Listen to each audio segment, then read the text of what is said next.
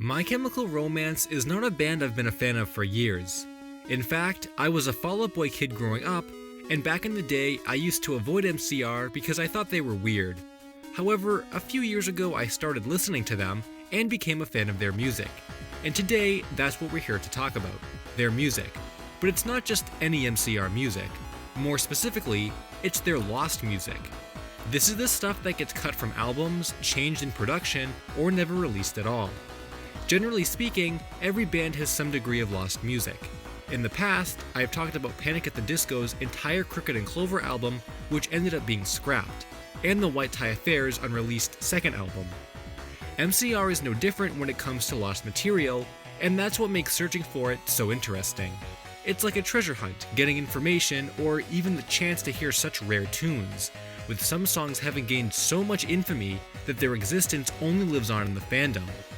One of the first and oldest mysteries regarding MCR's lost music is a perfect example of this, and dates back to the first era of the band.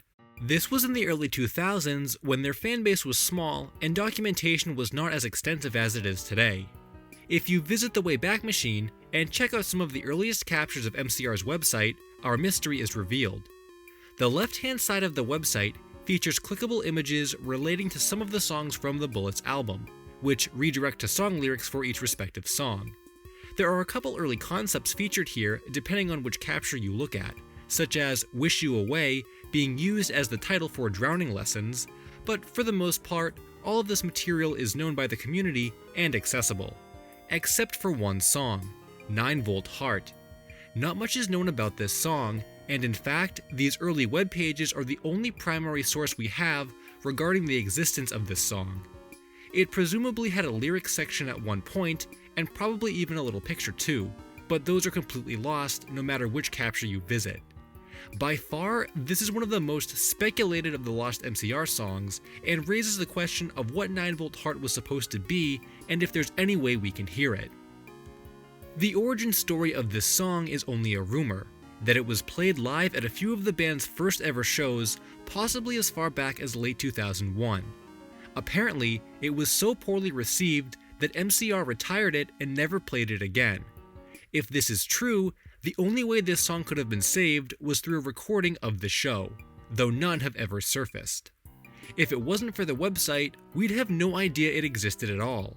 But there's a debate about the song itself and what it's even supposed to be. A common belief is that it was just an early Bullets era song, but some fans claim it was actually a cover of the Smashing Pumpkins' Bodies. Some websites have supposed lyrics for the song that were claimed to come from the old site, but this is not confirmed to be accurate and has been disputed by fans. There is really nothing concrete that suggests what this song is supposed to be or why it exists, and a consensus was never really reached. What's most strange to me is the claim of the song being retired almost instantly by the band in late 2001. Their website lists the song as late as 2003, so I'm not sure why they would have kept it here for so long if it was retired and never played again.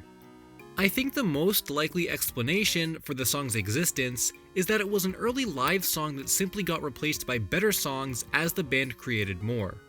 Going back to Panic! At the Disco, they played a tune called It's True Love at a couple of live shows before the track was eventually scrapped as Pretty Odd started to take shape. Had these recordings never been uploaded, I'm sure the song would have become lost, which is probably why 9V Heart is nowhere to be found. Though, considering this is the early 2000s we're talking about, far fewer people had the means to record even in comparison to the Panic! Song. One of the coolest things about lost media and communities is that word of mouth can really help in getting some lost things found. So hopefully this information can reach the right people, and maybe we'll be able to get this song unearthed. Until then, 9V Heart will remain a mystery, and we can check out some of the other lost songs that have fallen through the cracks and become rarities in the MCR discography. Moving on from the Bullets era is a song that was created during the Manhattan demo recording session for the album 3 Cheers. Many of these songs would see release on the final album, but one track called Sister to Sleep did not. The song itself is not lost as it was played live at a show in 2003, but the studio version was never officially released, and that is currently lost. What makes this lost track so interesting is the fact that the band has discussed its existence before. but claims that no one in the band actually has the song. There was a recorded version of it. Yeah. We did demos for Revenge. Was it the Manhattan demo? Yeah. Mm-hmm. It's not that. Well, what happened? I don't know what those are. Yeah. What was it? You'd think the story would end there, and the song would be buried on a hard drive in someone's attic, rotting away, but that's not quite the case. In 2013, 10 years after the studio version was recorded and got lost, ex-drummer Matt Pellicier leaked 3 15-second parts of the song on Twitter before quickly deleting them from his account. Thankfully, someone saved these before they got taken down, and 5 years later were re-uploaded to Instagram and YouTube. Matt later stated he couldn't post the full song due to legal reasons, but claimed that this track, along with some other Revenge-era demos, were on an extremely rare EP of which only 6 copies are in existence. I have no idea how true that is, but it sounds like something they produced for a record label or for internal use. So if anyone out there has this EP, you are sitting on some rare lost media. However, finding lost media is not always as easy as leaking a long-forgotten track, which really gets into the pit of the mystery regarding MCR's lost songs. During MCR's song creation process, they'll often write far more songs than they ever plan to include on an album. This way they can choose the best ones and leave the remaining songs behind or for use on another album. In the case of The Black Parade and Danger Days, a bevy of scrapped songs from those eras did see release on Living with Ghosts and Conventional Weapons respectively. However, fans of the band know that a large amount of content remains unreleased, with very few instances of these remaining rare songs ever seeing the light of day.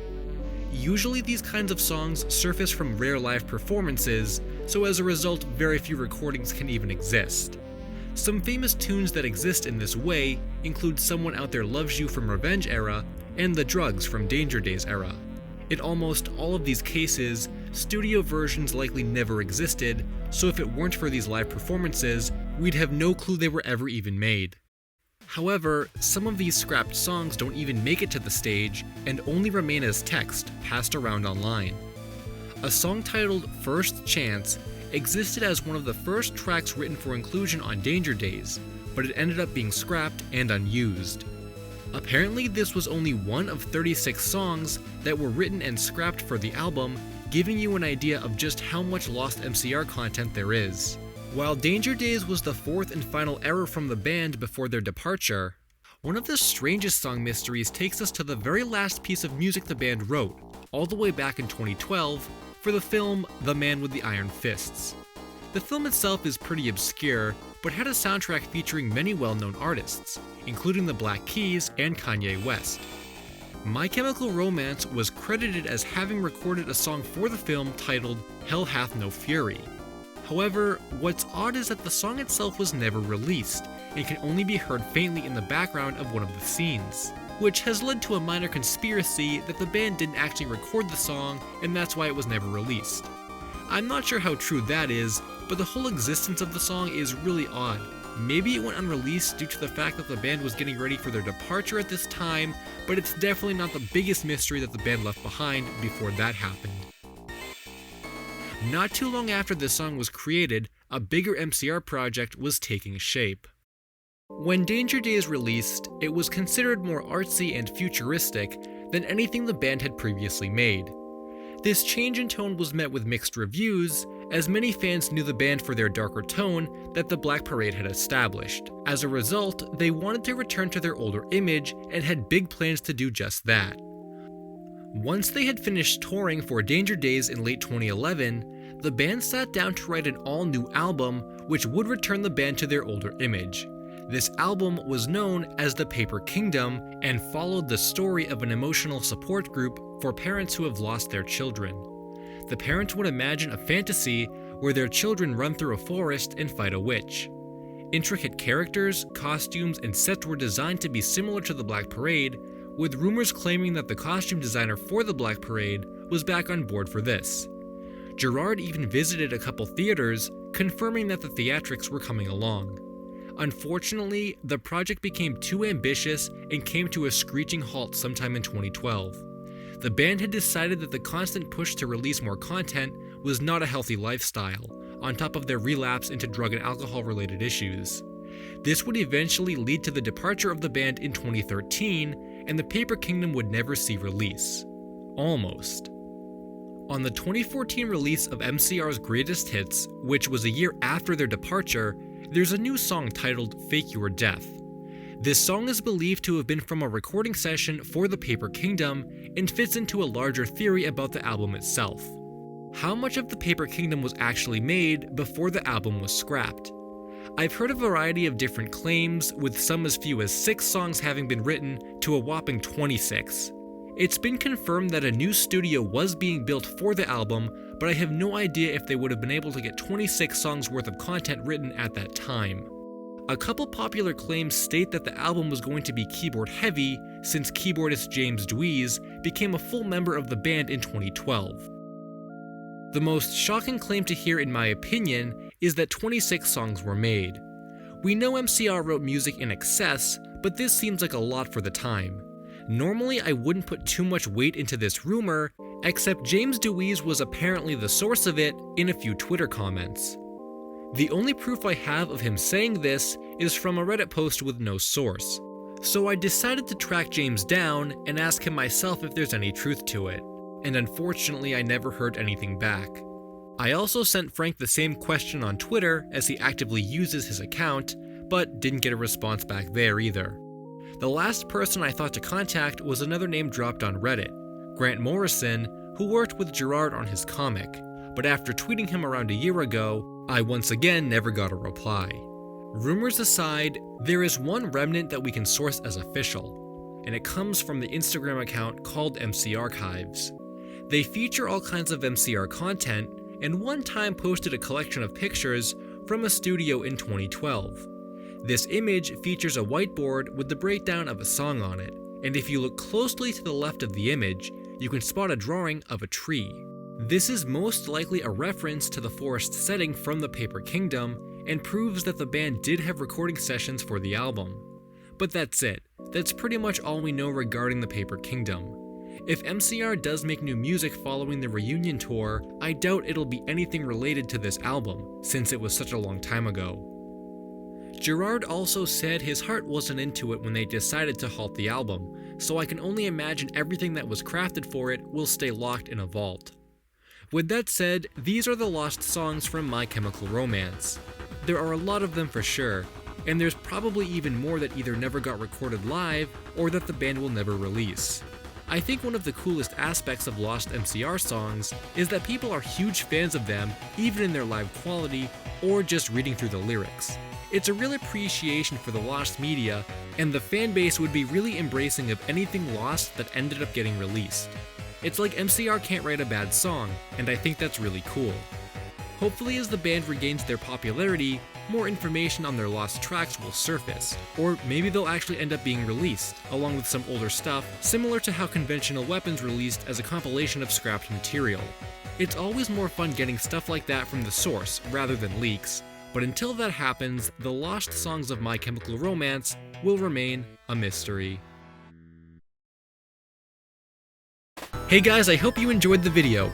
Be sure to check out some of my other game-related lost media videos. Thanks for watching, and until next time, Finn.